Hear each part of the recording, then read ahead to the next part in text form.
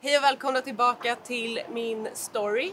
Det här kommer bli sista avsnittet för terminen. Men frukta icke, vi kommer att sända även i sommar. Men idag så ska ni få träffa två nya personer, nämligen två nya medarbetare hos oss på Filmen Tell. Och de heter Petra och Hanna. Välkomna hit. Tack så mycket.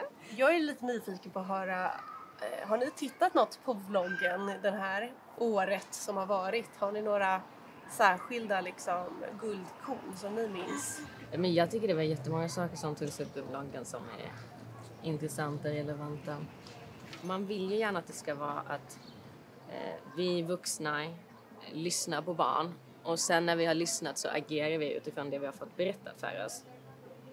Men när man tittar på de olika vloggavsnitten, och jag tänker speciellt på, det var något avsnitt när en Rebecca Lag, tror jag heter, en advokat, och du frågade henne om barn som bevittnat våld och hur ser deras rättsliga status ut. Och då sa hon, de har ingen rättslig status, de är ingenting. Ja, barn har ingen rättslig status i brottmålen. Så ett barn som bevittnar våld är egentligen ingenting. Så, ett vittne möjligtvis, men hörs inte oftast i polisutredningarna.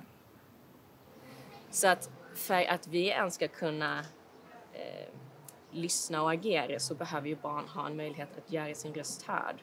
Och det har de inte alltid, uppenbarligen. Jag vet att Jonna sa det också flera gånger, att allt hon önskade var att någon bara hade lyssnat på henne.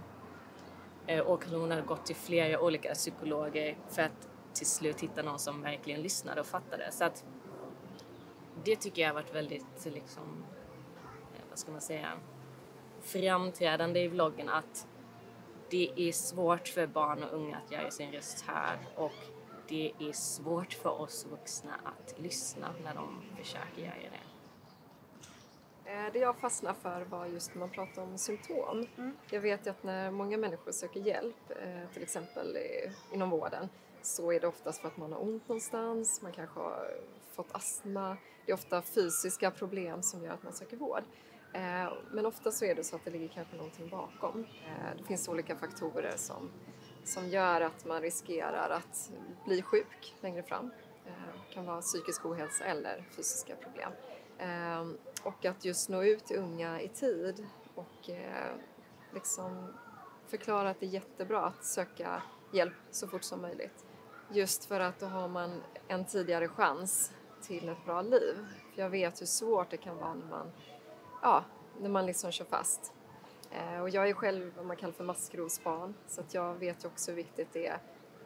Jag går i terapi, jag går hos kiropraktor, jag gör allt möjligt för att ta hand om mig själv. För att när man är barn och växer upp i en dysfunktionell familj till exempel, så är man inte så bra på att ta hand om sig själv. Så att allt från att gå upp och duscha på morgonen, laga mat, gå i terapi, att ta hand om sig själv. Det är något som jag gärna vill nå ut med till unga. Att söka hjälp, så det finns hjälp att få. Och det som händer nu, det är ju att den 1 juli så kommer den nya barnfridslagen att träda i kraft. Och hela förra vloggavsnittet handlar ju också om den omröstningen. Och det är ju faktiskt mitt favoritavsnitt, måste jag säga. Jag tyckte att det kändes väldigt högtidligt att vara på plats i riksdagen när det här hände. Också någonting som Filmen Tell och Se Barnen har jobbat för i 10 år. Och det kan en ju titta på vloggen om man vill ha lite fördjupning kring. Och förhoppningsvis så sker det ju faktiskt snart någon tillämpning av den här nya barnfridslagen som vi kan få följa med vloggen. Det är ju verkligen ett mål att kunna visa alla följare där ute hur det här kommer bli i praktiken. Och vad ser ni mest fram emot då inför i höst och er tid här på Filmen Tell? För ni är ju väldigt nyanställda här. Alltså det är många frågor som Filmen Tell jobbar med som jag brinner för. Framförallt då barn och ungas rättigheter. Att jobba med den här frågan som jag har gjort tidigare, fast på ett annat sätt. Att jobba genom film. Och precis som du sa, Hanna, jag vet ju själv vilken effekt film kan ha. Så det tycker jag ska bli kul och spännande för att lära sig att utbilda på ett nytt sätt. Och speciellt som du sa med det nya barnfridsbrottet. Vad kan vi göra med det? Hur följer vi upp det? Det känns jättespännande och viktigt framförallt. Ja, men precis. Barnfridslagen ser jag fram emot att sprida så att alla unga vet att barnfridslagen finns. Alla som jobbar med unga, alla behöver känna till det här. Jag tror det är jätteviktigt att barn känner att de har rättigheter och att det de är med om är faktiskt inte okej. Så men jag vill komma ut och bara visa alla att det här finns, vi ser er, ni har rättigheter. Liksom, stå på er, ta hand om er. Verkligen. Men om man också skulle vara intresserad av att berätta själv så kan den ju också ta del av vårt ambassadörsnätverk. Och då kan en mejla någon av oss eller till sebarnen@filmentell.com. Så om man vill bli ambassadör och vara med och dela sin berättelse och också vara med och hjälpa andra så är våra dörrar alltid öppna. Kan inte ni berätta lite om er själva och vad ni ska göra här på projektet Min Story? Vem är jag? Jag har jobbat mycket med barn och ungas rättigheter, jämställdhet, utbildning. Men jag har inte jobbat så mycket med utbildning genom film.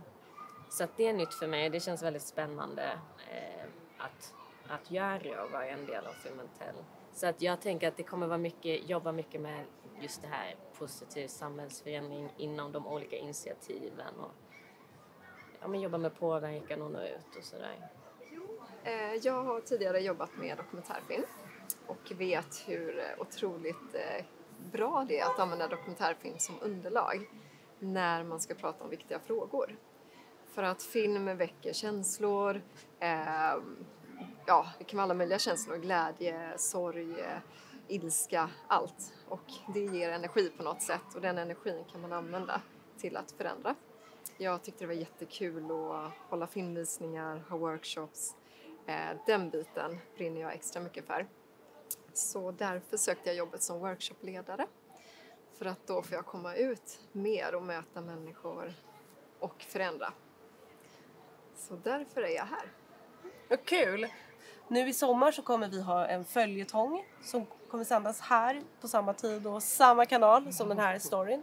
Och det är Filmentells gamla dokumentärfilm Say Something där vi följer Isabelle som växt upp med att bevittna våld i hemmet.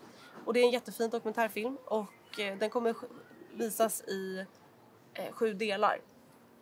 Så missa inte det. Och anledningen till att vi gör det är ju att sommar och lov kan ju vara den absolut värsta tiden för någon som har det jobbigt hemma. Oavsett om det är våld, missbruk eller något annat som ligger bakom. Psykisk ohälsa hos en förälder eller någonting.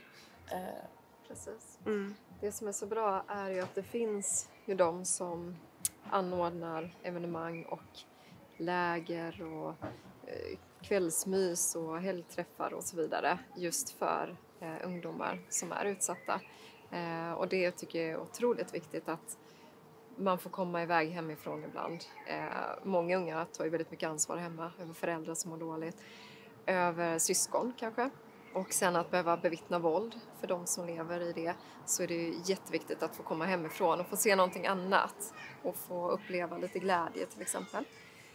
Vi håller också på att nå ut till lite olika organisationer som har träffar för att vi ska kunna ha workshops under sommaren. Så tanken är att de som är intresserade av att anordna någonting för unga redan nu i sommar, de kan höra av sig till oss. Så kommer jag och någon av oss andra gärna och visa film och prata lite.